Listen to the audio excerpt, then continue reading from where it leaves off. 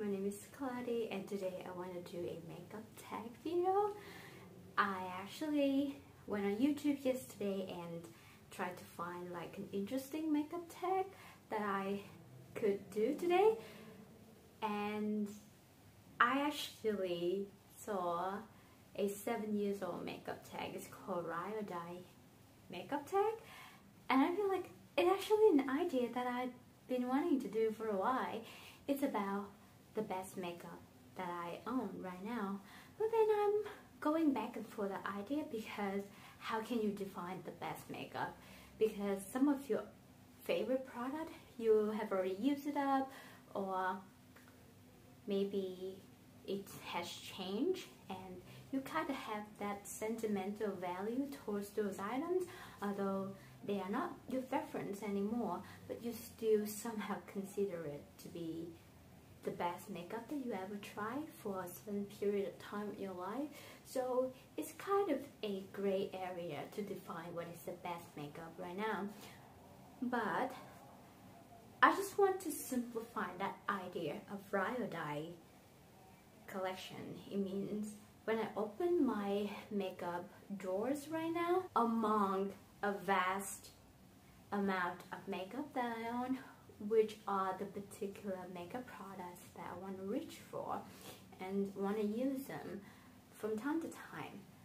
So that's my theory of Iodine makeup tag, and if you want to know what they are, yeah, just continue watching. I'm wearing all of them right now, so this is, to me, the best makeup look that I can get from my collections right now, and I think it's very true. I think the makeup look today is pretty good. The skin looks really great. I like the blush color and everything just spot on.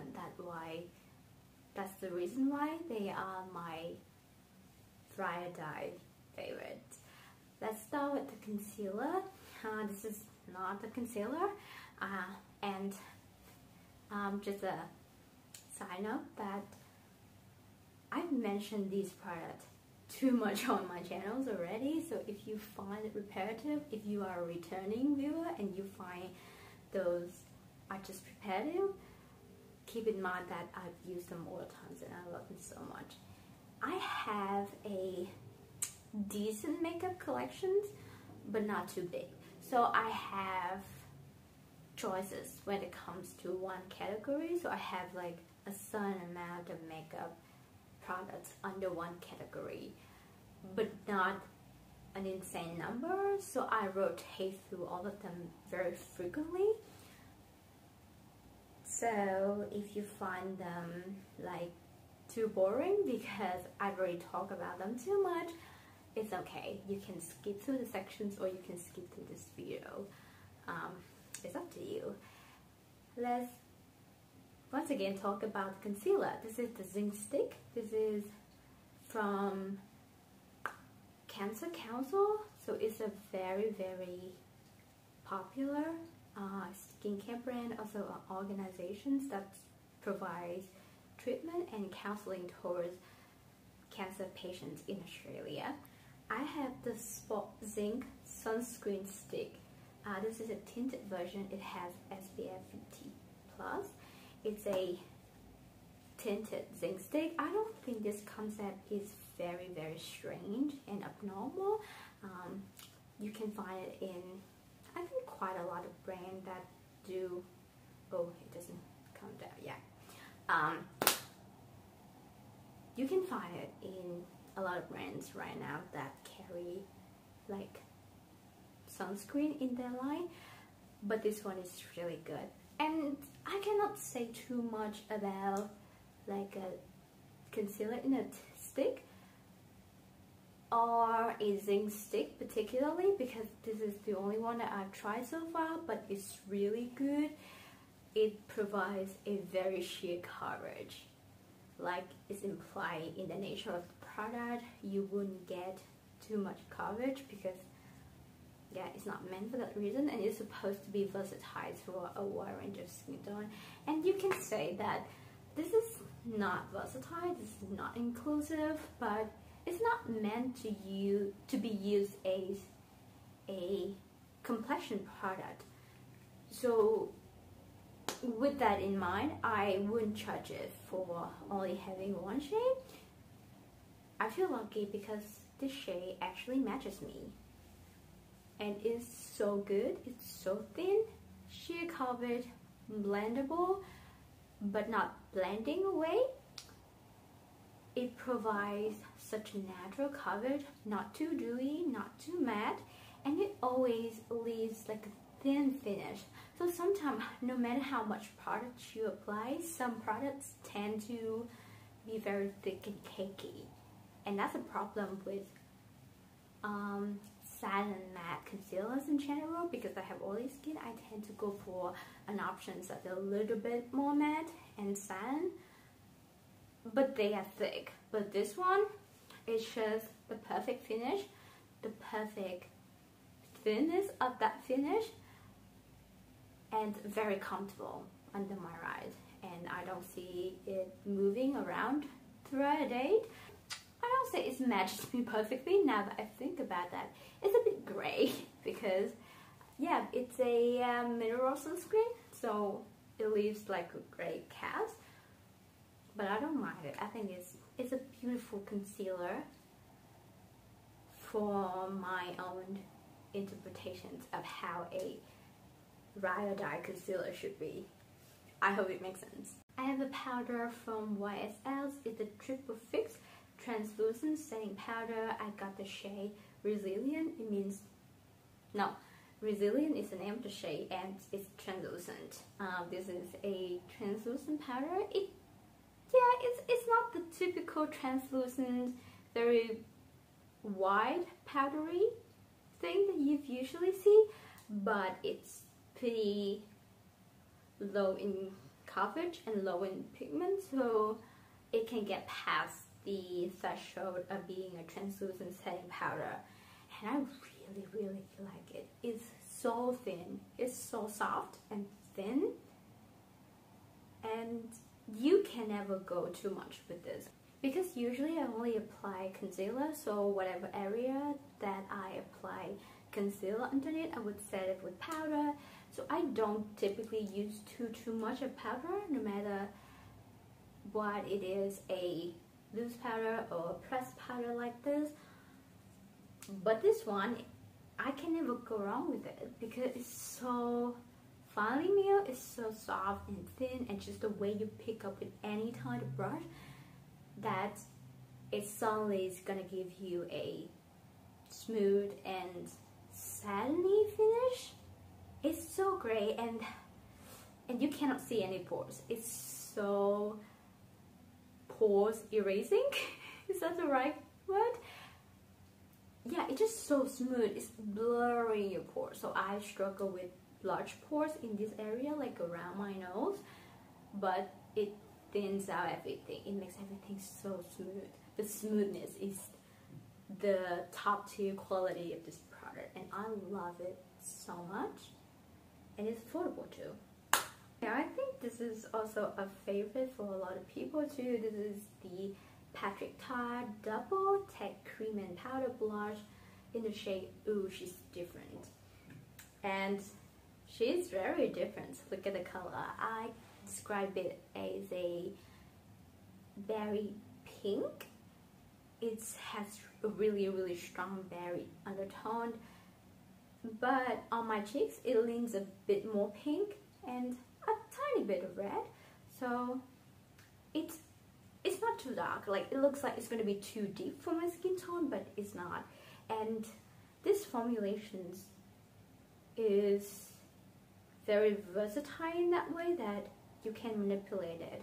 So today I actually use the cream and the powder together. I layer the cream underneath, and then I set it with a little bit of translucent powder, and then I go on top with the powder blush. The cream formula is my top favorite. I've tried better cream formula and the powder blush. It's hard to say that is my top favorite, but when I combine these two, they are so great together. I think that's the whole point of this product. You should layer them together, like cream underneath, the cream on top, either way it's gonna look so good. It's gonna look so natural. So the finish is not matte, it's not dewy in any way. If you try to blend them out together, I think that's the whole point. You want a natural and soft finish that you can actually work with, and I don't think this formulation is pigmented for either of them. It's really great. And yeah, and I love the color.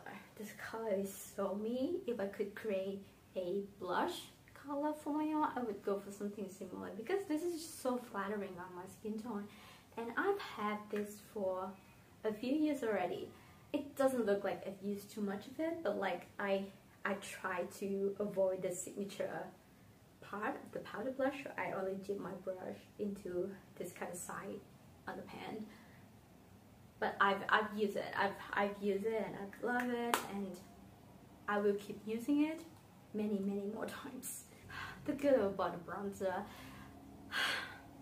I love it. I still love it. I still love it after all these years.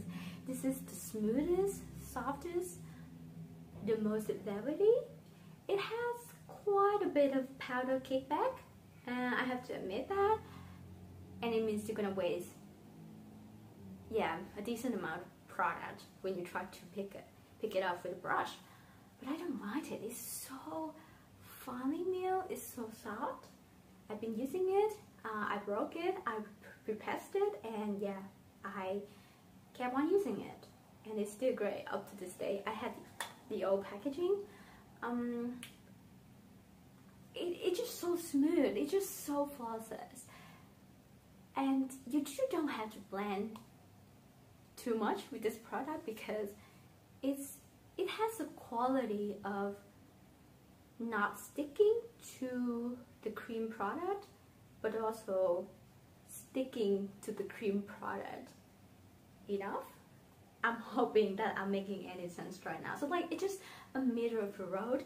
It's easy to move around your face, but not like blending away. That's actually the quality that I love about powder product, gray powder products, that they are versatile, and the way that I apply them makes me feel comfortable and confident to work them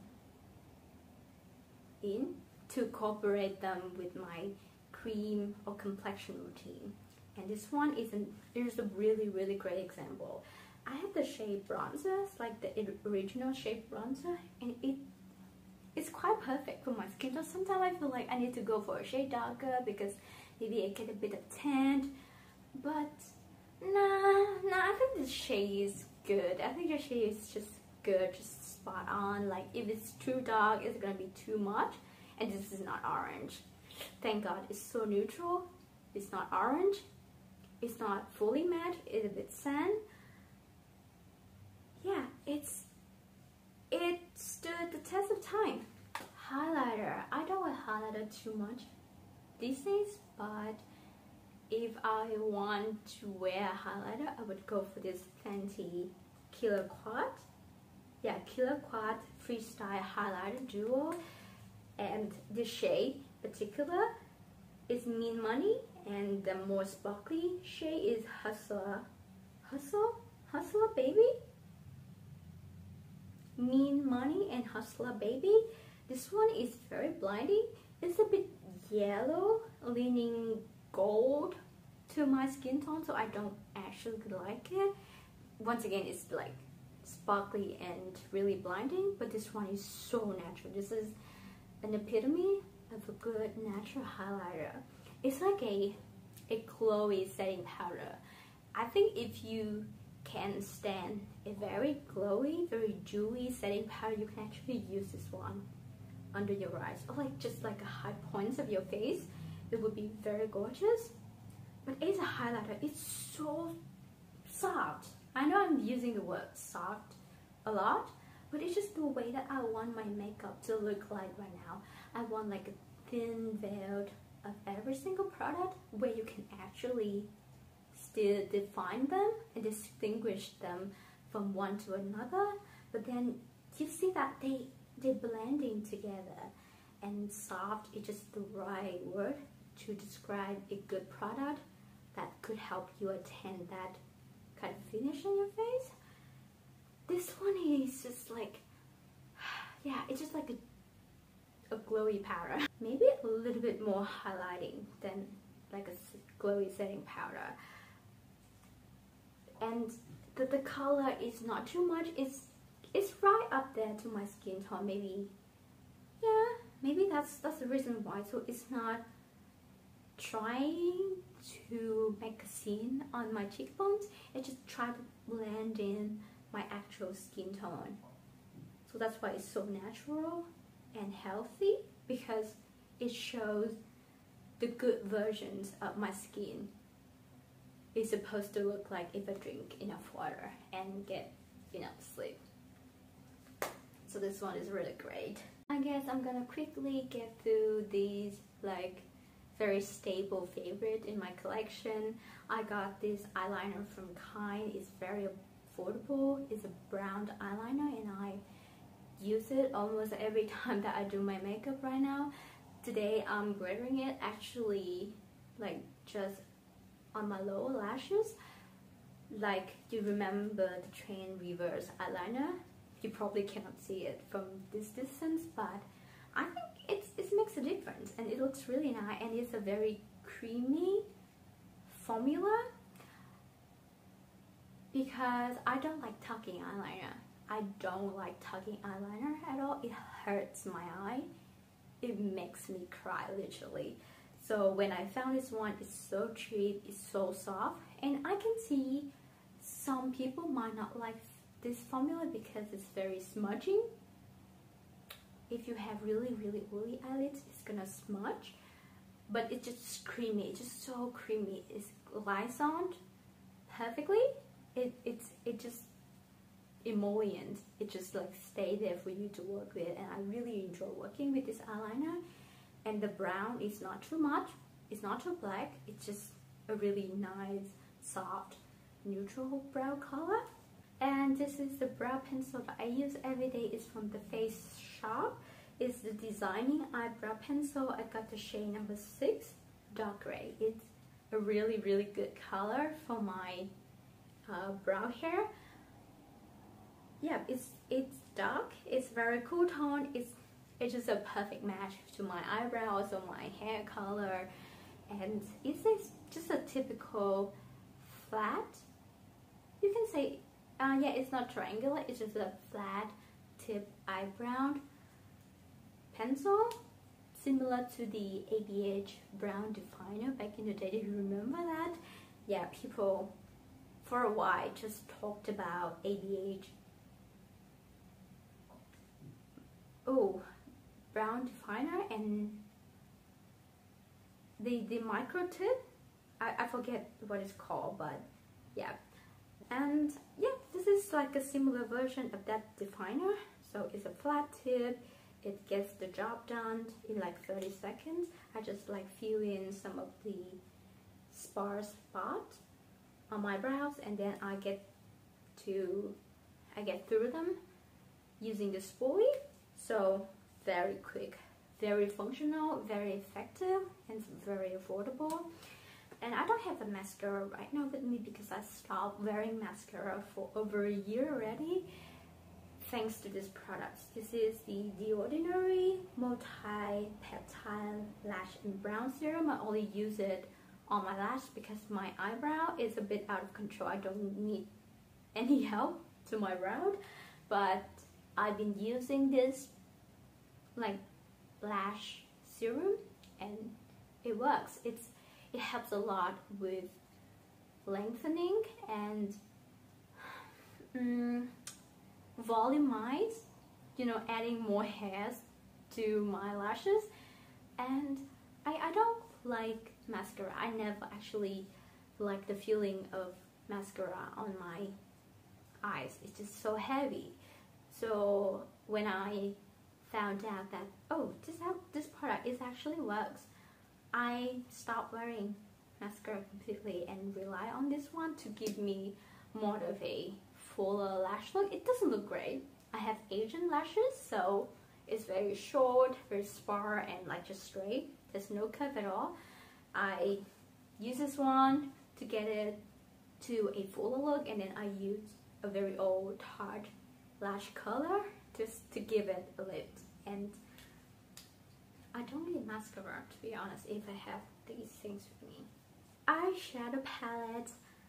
This one from Lilybyred. This is the Keyboard palette in the shade Ash Mauve. I've been talking about this for a while, and it's been a year. It's been more than a year, and I've been using this palette so much, and I cannot stop using it. I cannot think about a day that I look at my makeup collection when I sit down and about to do my makeup that I don't really want to use it, because it's just so perfect.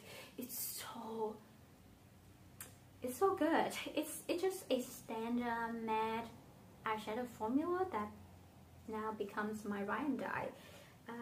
Today I use some of the lighter matte. It's my transition shade, and I dip into this kind of darker mauve to define my outer corner a little bit, and that's a full matte look that I actually want to do these days. And yeah, who would have thought that this boring palette would become my top tier favorite, and it gets me through the time that I don't actually want to spend a lot of time and to invest any more effort into doing my makeup, but still achieve the makeup tone that I want. So I really enjoy this pink rosy tone that I get today. So I think it's such a great decision for me to get this palette. I'm so thankful. An honorable mention. This been with me since the beginning of my makeup journey. I think it's 7 years old already. It's a Tarte palette. Yeah, it's called an Amazonian Clay Eye and Cheek palette.